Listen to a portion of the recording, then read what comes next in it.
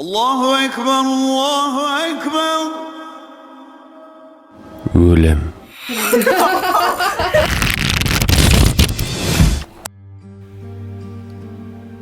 Кейде өлім бар болса да, жоқ секілді сезіледі.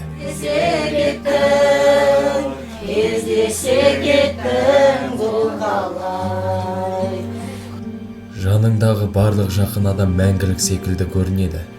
Мен өлімнің бар екенін осыдан бір ай бұрын апам өмірден өткенде түсіндім.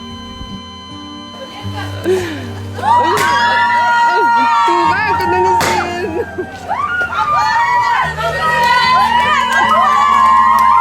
Happy birthday to you.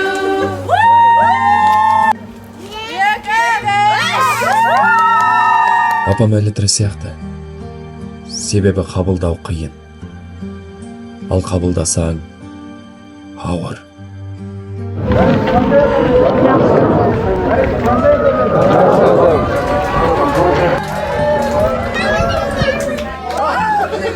Ауырмай ма енді?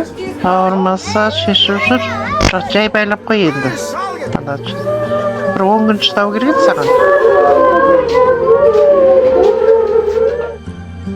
Апамның маған айтқан соңғы сөзі: "Мұнар, кеш отыра ғой, сөйлесейікші" еді. Мен кейін дедім. Кейінім кейін болмай қалды.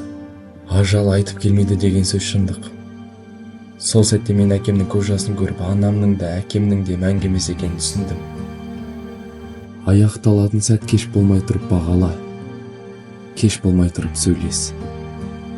Себебі кейде соңғы мүмкіндік жай бір сәт қана.